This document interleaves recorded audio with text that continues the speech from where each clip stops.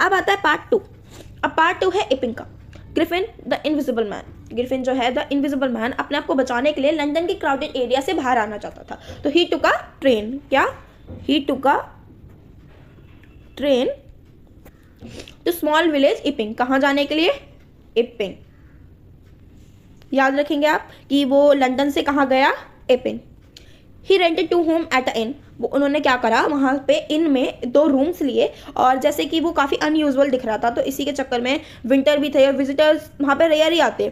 Griffin ने क्या, उसके स्ट्रेंजर अपीयरेंस से विलेजर्स क्या काफ़ी ज़्यादा क्यूरियस हो गए और उसके बारे में बात करना शुरू हो गए। और मिसेस हॉल जो इन कीपर्स की वाइफ थी, यानी हमारा जो ऑनर है उसका नाम क्या है? मिस्टर हॉल, और ऐसे ही उसकी वाइफ का नाम मिसेस हॉल। अब वो क्या कर रही थी, उससे फ्रेंडली होने की कोशिश कर रही थी, बट ग्रिफिन क्या उसके अंदर इंटरेस्टेड ही नहीं था। अब वो तो यही चाहता था कि उसे शांति मिले, तो उसने उससे मिसेस हॉल से बोल दिया कि आई नीड स्पेस और आई नीड पीस, इसलिए मुझे डिस्टर्ब ना करें आप। और उसने ऐसा प्रिटेंड करा कि उसका चेहरा जो है वो किसी एक्सीडेंट के चलते ख़राब हो गया है। सो मिसेस हॉल को पहले तो ये ऑड लगा, बट उसने सोचा कि ये हार्मलेस है, यानी कुछ ये नुकसान तो नहीं पहुँचाएगा। स्पेशली जब जो ग्रिफिन था उसने उसको एडवांस पेमेंट कर दी थी, तो इसी वजह से उसने इग्नोर कर दिया मिसेस हॉल ने उसका स्ट्रेंज बिहेवियर। हाउएवर ग्रिफिन सून रन आउट। जैसे भी आपने देखा ग्रिफिन क्या करता, पैसे चुरा के भागा था, उसने अपनी पेमेंट वगैरह भी कर दी थी। सो अब उसके पास कोई मनी भी नहीं रहती थी, तो उसने ये प्रिटेंड करा कि उसका चेक क्या है जल्दी ही आने वाला है, इसी वजह से वो अपने सारे एक्सपेंसेस क्या कर लेगा, कवर कर लेगा उसके चेक आते ही। एक मॉर्निंग क्या हुआ, कुछ स्ट्रेंज हुआ किसके यहाँ पे? क्लर्जी मैन के यहाँ पे। क्लर्जी मैन क्या होता है? हमारा पादरी। क्या होता है? पादरी। Religious leader. पादरी लाइक जो चर्च वगैरह में फादर वगैरह होता है, लाइक दैट। अब ऐसे समझ सकते हैं। The clergy man and his wife heard noise. Like उसकी वाइफ और क्लर्जी मैन ने कुछ नॉइज सुनी कि उन्होंने देखा कि अंदर क्या हो रहा है। कुछ उनके डाउन स्टेयर वो गए और उन्होंने देखा कि कुछ उनकी मनी क्या है डेस्क से स्टील यानी चुराई जा रही है। तो उन्होंने क्लर्जी मैंने फटाफट से पॉकर किया और उनका डोर खोला और बहुत तेज से वो चिल्लाए सरेंडर। बट वो काफ़ी ज़्यादा सरप्राइज थे कि रूम में तो कोई था ही नहीं, मनी टोटली जा चुकी थी उसकी, मतलब वो किसी ने चुरा ली थी। But they couldn't find anyone in the room. But वो किसी को तो अंदर नहीं ढूंढ पाए क्योंकि अंदर कोई था ही नहीं।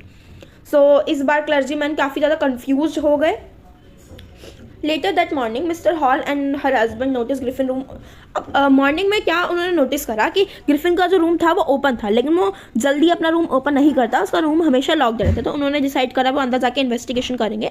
बट उन्हें अंदर तो कुछ नहीं मिला, उनका बेड काफ़ी ग्रिफिन का बेड काफ़ी कोल्ड था, तो उन्होंने यही समझा कि ग्रिफिन काफ़ी देर से क्या है बाहर है और उसके क्लोथ्स बैंडेज क्या कहते इधर उधर रूम में पड़े हुए थे। सडनली क्या हुआ, मिस्टर हॉल के छींकने की आवाज़ आई उसके कान के पास, और उसका जो हेड था, जो ग्रिफिन की हेड थी, वो उड़ती हुई किसके ऊपर लगी? उनके फेसिस पे लगी, मिसेस हॉल के फेसिस पे लगी। बेडरूम की जो चेयर थी वो इधर उधर घूमने लगी अपने आप। तो Mrs hall and mister hall room से बाहर आ गए और उन्होंने बाहर से रूम क्या कर दिया? लॉक कर दिया। अब मिसेस हॉल काफ़ी डर चुके थे और उन्होंने यही माना था कि अंदर कुछ हॉन्टेड स्पिरिट थी, और उन्होंने ये सोचा इन सब के पीछे किसका काम है? ग्रिफिन का काम है, कि ग्रिफिन ही रिस्पॉन्सिबल है, जो भी इनका फर्नीचर क्या है ऐसे उड़ रहा है। आगे देखते हैं। अब विलेजर्स भी ये सोचने लग गए कि ये जो हो रहा है विच क्राफ्ट की वजह से हो रहा है, यानी किसी काले जादू की वजह से हो रहा है। However when they heard about the burglary, like उन्होंने जैसे ही सुना चोरी के बारे में क्लर्जी मैन के हाउस में, उन्होंने का डायरेक्ट उन्होंने शक करना शुरू कर दिया ग्रिफिन के ऊपर। और उनका शक जब बढ़ना शुरू हुआ जब ग्रिफिन ने बोला था कि मेरे पास कोई पैसे नहीं है, फिर अचानक से उसके पास कहाँ क्या आ गए? कैश आ गए। तो विलेजर कांस्टेबल जो था पुलिसमैन वो आया उसके पास केस करने के लिए, इन्वेस्टिगेशन करने के लिए। उसके पहुंचने से पहले ही मिसेस हॉल ने उससे ग्रिफिन से आंसर किया कि what he had done to her chair. उन्होंने पूछा कि उसने हमारी चेयर के साथ करा क्या है तुमने।